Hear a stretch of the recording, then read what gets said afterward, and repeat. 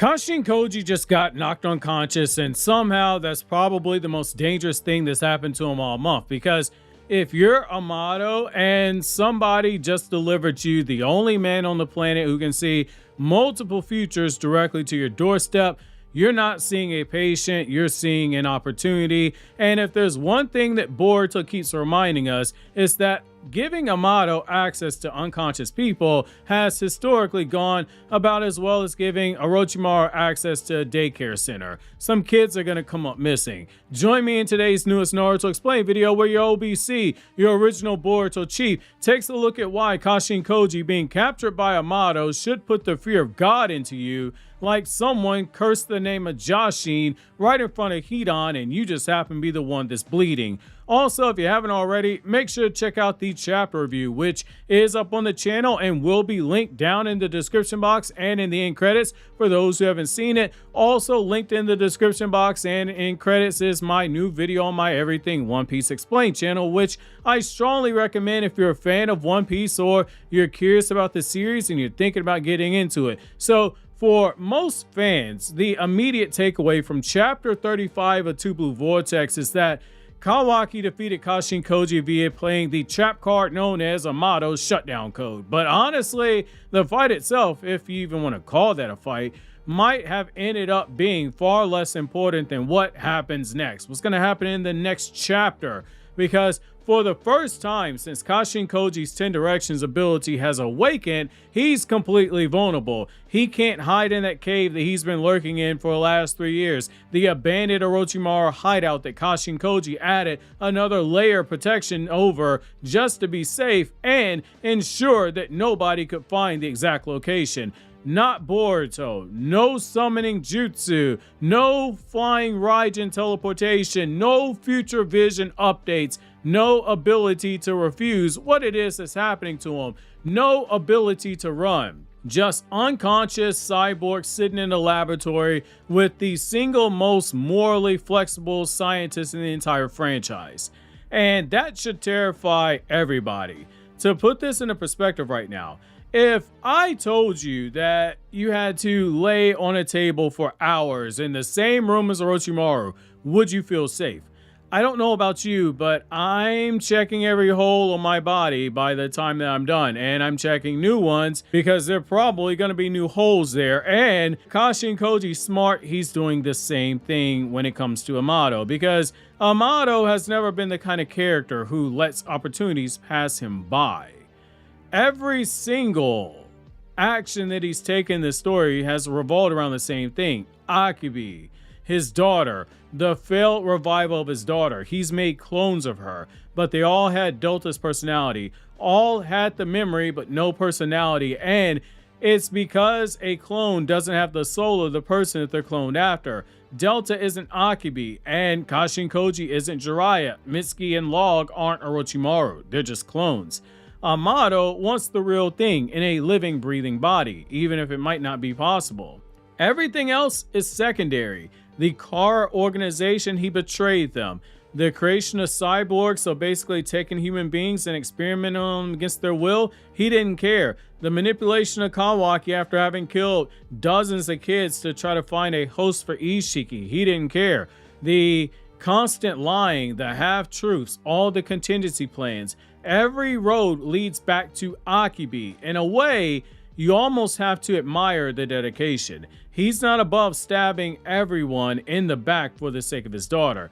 The only thing that is more dedicated than Grandpa Amato's love for his daughter is Kawaki willing to kill anyone who's a threat to Naruto. If there's a report that someone was behind a poison outbreak at the factory that makes Naruto's favorite instant ramen, Naruto, he wouldn't have to worry about that no more, because Kawaki would kill everyone in there who had a hand in it. And that's exactly why Kashin Koji being unconscious might be one of the most valuable moments that Amato has ever endured. One of the strangest details in the recent chapters that we've had is how interested Amato suddenly became in Kashin Koji. Prior to this, we could only speculate that he might have had some interest in Koji. Once he saw that Boruto was using toads, he knew, okay, he's working with Koji, but he didn't care. But Amato went from, hey, Koji managed not to die, that's kind of cool, nothing to worry about. And then when Boruto disclosed the truth about Amato limiting Kawaki's power, Amato began to start asking questions. How did he know this? In a world where you have Boruto popping back up and all these awakened Shinju roaming the planet and Kawaki crashing out for more power, the person who got Amato's interest the most was Kashin Koji. It's like being a reporter during the 4th Great Ninja War, and out of all the crazy things you saw occur, you decided, hey, I really want to run that story on how Sakura got this weird marker on her forehead during the Ten Tails battle and suddenly got strong. Let's make that our leading story. Not to downplay Sakura, God knows she was very important during the war, but you get the point of what I'm saying here. And the thing that really makes this stand out is that Amato is usually extremely selective with what catches his attention. He's the type of character who already knows the answer before asking the question and already has contingency plans in place on top of that. He knows what it's like to be in a situation where he has to adapt. He knows what lie he's going to tell, and he has a follow-up lie already planned out. So when he suddenly says that he needs Kashin Koji urgently, when he tells Kawaki, hey fam, this is an urgent matter. If you need my help, if you want my help, I need you to do this. That's a massive red flag because Amato doesn't panic. He calculates, and that's putting it mildly. It's like saying that Shikamaru is a really smart guy when he's really a genius, which means there's a very real possibility he realized something about 10 directions, something important and that provides great value to him, potentially something that is time sensitive. With Amato, his motives are always something that we don't ever truly know for ourselves. He just acts as he sees fit, and the fact that he has his eyes set on the user of 10 directions should scare each and every one of you. Think about what 10 directions actually does. Every time the future updates, Koji receives new information from countless timelines, potential futures, failed futures, successful futures, disaster scenarios, victory scenarios. Meaning, yes, there's that one timeline where Kiba unlocks the secret art, the gate of the hidden leash, and he unleashes infinite doggy biscuit jutsu to take down Jura, and he rightfully takes his place as the 9th Hokage. There are millions of possibilities condensed into usable intelligence, which is fitting because when you think of it as a simple numbers factor, 10 directions is basically a software update. A power like 10 directions is useful, assuming, of course, you don't go crazy from seeing the world end a bunch of times. But to Amato, that is priceless. He doesn't care about the severe PTSD that might come from knowing millions of futures. He only cares about one future, the only future that Amato's been fighting to make happen. Not a future that leads to Jura being defeated or the village being saved. It's this: can Akebi be revived safely, and am I on the right path? That's the question. That's always been the only question that mattered. And 10 directions might be the single greatest tool imaginable for answering it, or it could be the greatest danger to that reality, a monkey's paw / a Pandora's box situation. And I want to be very, very clear here, because I'm going to kick Amato a few times in this video. I've kicked him a few times already, but there are lessons here in Amato's character that I want each and every one of you guys to think about, especially the 8% of you guys that YouTube tells me in Creator Studio are between 13 and 17, and the 18% who are 18 to 24 watching this video. This is information that I wish I knew back then, and why I am so glad that Ikimoto is using Amato, and he used Kawaki from part 1 to teach this lesson I'm about to talk to you about. The key to happiness in life is gratitude. Seeing and appreciating what you already have will take you far in life. It's not about saying, hey, you can't strive for more. No, you should always strive to do so. But also understand that there is someone somewhere who would trade places with you in a heartbeat because they've only ever dreamed of having what it is that you take for granted. You may have a pool at home, but you wish it was bigger, and you wish it was an indoor pool. But there's someone whose pool is a tiny bathtub in a small studio apartment. You may find your family annoying at times, but you have someone like me who has moments where I find myself wishing to have one more conversation with my grandmother before her memory left her. On the other hand, there are those who have a lover, but they have a wandering eye. That work husband or that work wife, they might think, hey, they're better. Maybe it's better with them, when there's someone who goes home to an empty home every day and wishes they had someone to talk about their day, to share in the success and frustrations that that person had. They don't even want to be told by that person that said person loves them. They just want to be in the very presence that you take for granted. Kawaki and Boruto were a reflection of this in part 1 with omnipotence, but Amato is being set up to reflect this very same thing as well in a different way. Think of it from this perspective. So what, he has a daughter that has been cloned multiple times and she always had Delta's personality. So what, she isn't really his daughter in personality. She still has her memories. You still have the memories of your daughter when she was alive. And yet for Amato, he has to have more. He's never satisfied. Very fitting for a scientist. Imagine being Amato and add in all that extra context as you think about what it is I'm about to lay out for you. You spent years building towards Akebi's resurrection. Years. You finally get close. You create the technology. You preserve the data into the coma that Kawaki possesses. You prepare the vessel, the one that you hope is the final attempt to revive her in a body that has her soul. But there's one problem. You don't know what happens after. What if she comes back wrong? What if Kawaki's right? What if the resurrection leads to Notsuki transformation? What if she loses herself?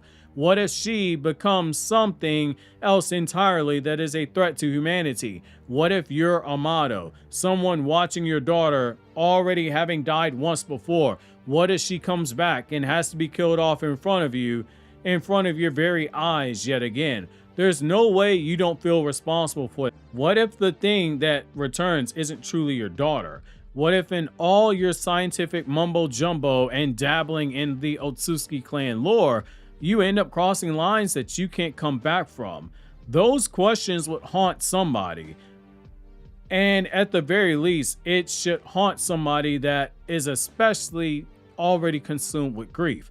Now imagine having access to a man who can see multiple timelines, who knows that there are events that are already have happened. The same man who has had 10 Directions updates that he got and told us in the story, and never once did he ever mention Amato or his daughter. Something that many of you guys agree with me was not unintentional all this time. That might change. Amato has been guessing that his gamble will work when it comes to reviving his daughter. If you're Amato, suddenly you don't need to guess anymore. You can observe outcomes. You can compare futures. You can adjust the variables. You can fine-tune your experiment.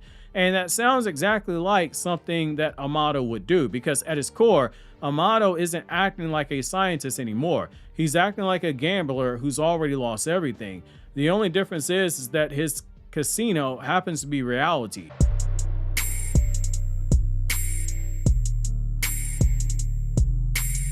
However, there's a problem, an elephant in the room, if you will, because if Amato wants access to 10 Directions, he has a big problem. The ability is Kashin Koji's, it's not his. And Kashin Koji isn't exactly the type of person who will willingly hand over access or just give out information easily, because he is very cautious about the timeline. He only tells you as much as you need to know, though in this instance, he may not have a choice. However, there is a chance that he refuses, which means Amato may have to decide to remove consent from this equation. Now, before people say this is impossible, let's remember who it is that we're talking about. This is the same man who put shutdown codes into his cyborgs. The same man who made them into cyborgs to begin with. The same man who has those monitoring systems. The same man who can observe Delta remotely. The same man who modified Kawaki's body and can also see through Kawaki's eye just like he can see through Delta's eye. The same man who constantly places hidden safeguards inside multiple cyborgs. Control is what Amato does. It's practically his love language. Some people love to show that they love you through gifts or by doing things for you. I fall into that latter category, but Amato just takes control. So if Kashin Koji is unconscious, who's stopping Amato from installing additional technology? Who's stopping him from creating a monitoring system? Who's stopping him from creating another visual feed, this time one that is directly linked to the 10 Directions updates? Do we really put it past Amato to not give himself a access to every vision that Kashin Koji sees? Just have that vision also play on Amato's ninja tech glasses where only he can see it? I don't think anybody thinks that's crazy. And that's what makes the situation so dangerous, because Amato doesn't need to steal the information. He just needs access to it.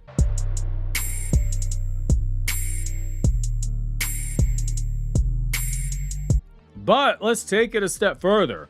What if Amato doesn't just want to watch? What if he wants influence? What if he wants control? One of the reoccurring themes in Boruto is that power and information, they go hand in hand. Information creates power. The people who know the future gain advantages over those who don't. And nobody understands that better than Amato. If he can monitor Koji's updates, he effectively becomes the second person capable of navigating future possibilities. Suddenly, every move becomes calculated. Every contingency becomes stronger. Every plan becomes harder to stop. At that point, Kashin Koji stops being an ally. He starts becoming infrastructure that you use. The same way that you use infrastructure to go across a bridge or something. Kashin Koji becomes a living supercomputer, a biological forecasting engine. What's on the weather radar today? Whatever update he sees at 10 Directions. And if that sounds terrifying, it's because it should be. Because Kashin Koji spent the entire story fighting to become his entire person when you look at how he has conducted himself, especially in Blue Vortex. He's not somebody that is trying to exist merely as somebody else's tool. Now he risks becoming that exact same thing all over again.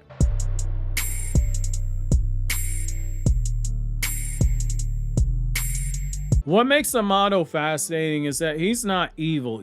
Like, he's done evil things, don't get me wrong. So in the traditional sense, he's not evil. A truly dangerous person isn't always somebody that you hate. Sometimes a dangerous person is somebody who loves too much. And at its core, Boruto is building on the very themes that Naruto had, which is the themes centered around love. That's what happened with Amato. Everything he's done, if we take him at face value for what he said, it's all come from love, a twisted love, an obsessive love, an unhealthy love, but it's love nonetheless. His tragedy isn't that he lost his daughter.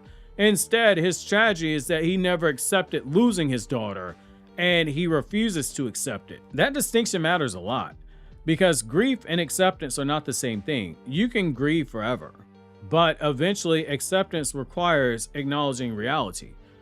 I've talked in the past about it. I have people that I lost that I love more than some of my own family. But at the end of the day, I can't dwell on it. You have to keep moving forward step by step every day. You have to acknowledge that they're not here anymore, and you have to just go off and live your life. It may be hard at times, and you'll never forget those people, but you have to understand those people wouldn't want you to be stuck. Amato is stuck. He's rejecting reality itself. He'd rather build a brand new daughter than accept the fact that his daughter is not in this world anymore. And that's where the Buddhism symbolism really enters into the story.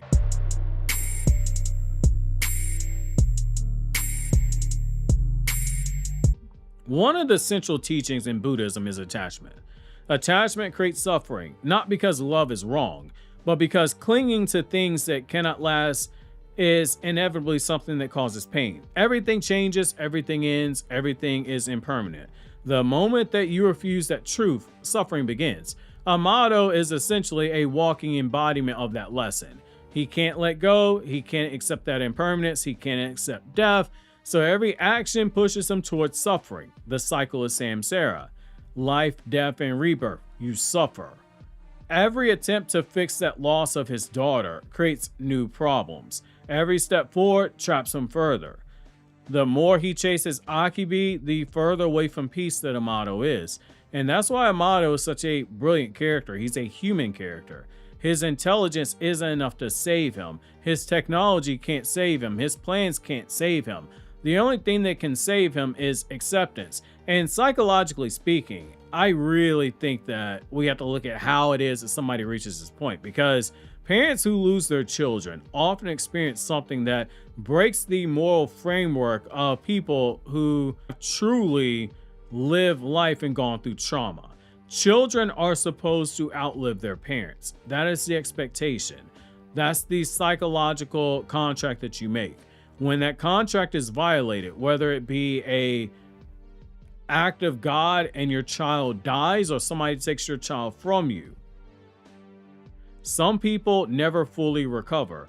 Their identity becomes frozen at that moment. Getting personal, I know what happened with my aunt and my uncle. When my cousin died, because my cousin overdosed, my aunt passed away a year later. And then my uncle passed away a year later, damn near to the date of his wife's death. Some people can't move past that pain. Everything becomes centered around trying to understand what happened and then getting angry. At some point, the mind starts bargaining. If only I had done this, if only I had done that. What if there's still a way? And eventually, for most people, reality wins out.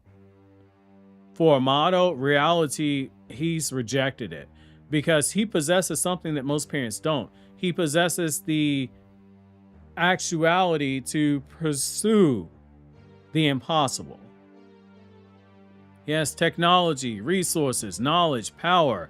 Instead of moving through grief, he's accepted it. He's embraced it. He allows it to fuel him. And once that happens, ethical boundaries, they become obstacles rather than principles. That's how someone like Amato starts experimenting on children. That's how he starts working alongside monsters. That's how he convinces himself that every horrible thing is justified. Because obsession always tells you the next compromise is going to be the last one, and it never is. And you have to ask yourself, when Amato's daughter is revived, is Amato even going to be somebody that she recognizes? Obviously, if you enjoyed this video, consider subscribing, click here on the left to check out the chapter review, or click here on the right to check out this video from my Everything One Piece Explained channel that I was talking about earlier.